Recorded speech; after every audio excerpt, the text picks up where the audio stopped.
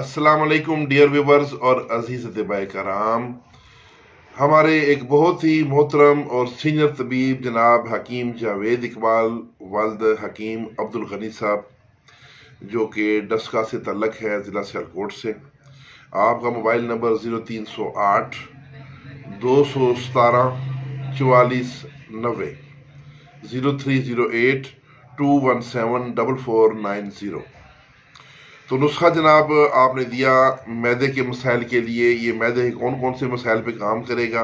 वो लोग जिन्हें खाना खाते ही हाजत होती है पखाने की और फ़ौरन खाना खाते ही उठ के तो फ़ौरन वॉशरूम की तरफ भागते हैं, वो लोग जिन्हें फूड पॉइजनिंग हो जाती है, उसके बाद वो लोग कि जिनको पेट में दर्द वगैरह होता है, या संग्रेनी भी एक यानी कि बार बार मोशन की बीमारी है, आंतों की सोजश का मर्ज है।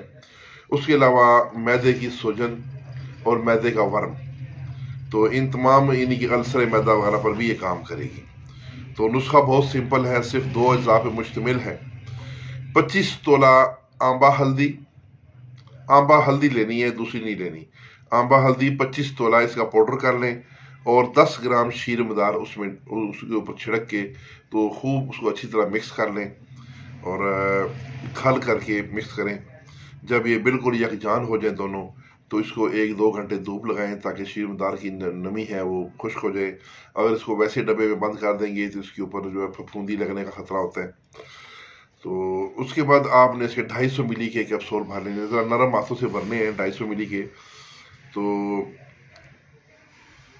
ये आपने जिसे बार बार पखाना आता हो उसे सुबह खाली पेट दही के साथ दें 1 कैप्सूल, और जिसे कब्ज हो उसे दूध के साथ दें।